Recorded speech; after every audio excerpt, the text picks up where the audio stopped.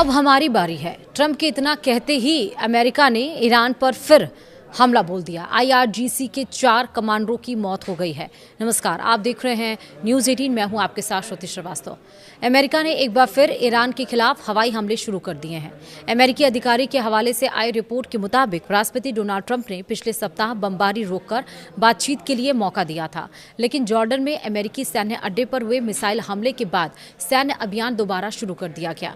Axios की report के मुताबिक ईरान की ओर से एक दिन पहले जॉर्डन स्थित अमेरिकी बेस को निशाना बनाकर मिसाइलें दागी गई थी। अमेरिकी सेना का दावा है कि सभी मिसाइलों को बीच रास्ते में ही इंटरसेप्ट कर लिया गया। वहीं ईरान ने कहा है कि बुधवार को हुए हमले में ईरान के 4 सैनिक मारे गए हैं। बुधवार को पत्रकारों से बातचीत में ट्रंप ने कहा है कि अमेरिका ईरान पर बहुत जोरदार हमला करेगा। उन्होंने कहा कि अब हमारी बारी है।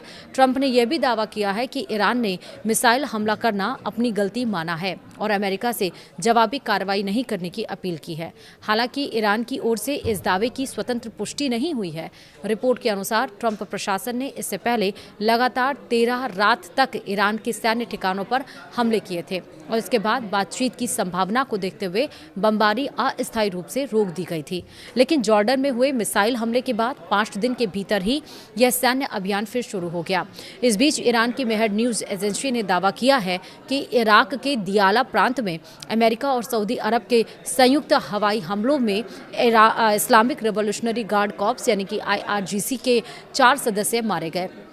रिपोर्ट में उनकी पहचान अली असगर अस्तानेह, अबोल फजल मोताकी, मुर्तजा अकबरी और अमीर अब्बास दरहम फरोशू के रूप में हो गई है।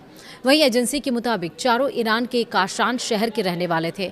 उधर द न्यूयॉर्क टाइम्स ने एक अमेरिकी अधिकारी के हवाले से दावा किया है कि संयुक्त हमलों में करीब 20 ईरानी सलाहकार, जिनमें IRGC के सदस्य और तकनीकी सलाहकार शामिल थे, मारे गए हैं। रिपोर्ट के मुताबिक इन ठिकानों को इसलिए निशाना बनाया गया है क्योंकि वहां ईरान समर्थित समूहों को मिसाइल और ड्रोन संचालन में मदद देने वाले सलाहकार मौजूद थे। वहीं अब तक अपडेट्स क्या हैं वो समझिए। ईरान की फोर्स न्यूज एजेंसी ने दावा किया है कि केशम द्वीप पर एक रिहायशी इमारत पर हुए अमेरिकी हमले में 3 लोगों की मौत हो गई है। रिपोर्ट में होमोर्जगान यूनिवर्सिटी ऑफ मेडिकल साइंसेज के हवाले से कहा गया है कि मृतकों में एक दंपत्ति और उनका 2 साल का बच्चा शामिल है। रिपोर्ट के मुताबिक इस हमले में घायल 7 और 9 साल की उम्र के 2 अन्य बच्चों का अस्पताल में इलाज चल रहा है। इससे पहले बचाव दल ने मलबे से बच्चों को सुरक्षित बाहर निकाला और उसकी जानकारी भी दी थी। फिलहाल अमेरिका का कहना है कि उसने केवल सैन्य निगरानी और रक्षा से जुड़े ठिकानों को निशाना बनाया है। इन दावों की स्वतंत्र पुष्टि नहीं हुई है।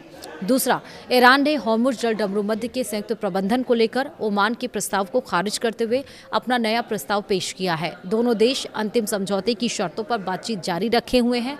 ईरान के उप विदेश मंत्री काजेम गरीबाबादी ने कहा है कि तेहरान के प्रस्ताव के तहत जल डमरूमध्य में एक समुद्री मार्ग पूरी तरह ईरान के क्षेत्रीय जल क्षेत्र से गुजरेगा, जबकि दूसरे मार्ग का एक हिस्सा भी ईरानी जल क्षेत्र में रहेगा। उनके मुताबिक इससे ईरान आने और जाने वाले दोनों समुद्री मार्गों की प्रभावी निगरानी कर सकेगा। वहीं रानी नेटवर्क के वरिष्ठ मध्य पूर्व विश्लेषज्ञ रयान बोल ने दावा किया है कि ईरान के खिलाफ जारी सैन्य अभियान के बीच अमेरिका के एडवांस्ड सैन्य संसाधनों पर दबाव बढ़ रहा है। उन्होंने अल जजीरा से कहा है कि लंबी दूरी से दागे जाने वाले संयुक्त स्टैंड ऑफ हथियार और थाड जैसी उन्नत एयर डिफेंस मिसाइलों का भंडार तेजी से कम हो रहा है। उनके मुताबिक कई रिपोर्टों के अनुसार पेंटागन के योजनाकार भी इन हथियारों की उपलब्धता को लेकर चिंतित हैं। वहीं ईरान की सरकारी प्रसारक IRIB के मुताबिक केशन द्वीप पर अमेरिकी हमले में क्षतिग्रस्त हुए रिहायशी भवन के मलबे से तीसरे बच्चे को सुरक्षित निकाल लिया गया। रिपोर्ट के अनुसार बचाव अभियान अभी भी जारी है। रिपोर्ट में कहा गया है कि अमेरिकी हमले का निशाना बना भवन 5 सदस्यों वाले एक परिवार का था। इससे पहले 2 बच्चों को मलबे से निकालकर अस्पताल पहुंचाया गया था। तो यानी कि बमबारी जारी है, गोलेबारी जारी है, एक दूसरे के ऊपर स्ट्राइक जारी है, लेकिन अब ज़रूरत है कि ये युद्ध थमना चाहिए। फिलहाल वीडियो में इतना ही। नमस्कार।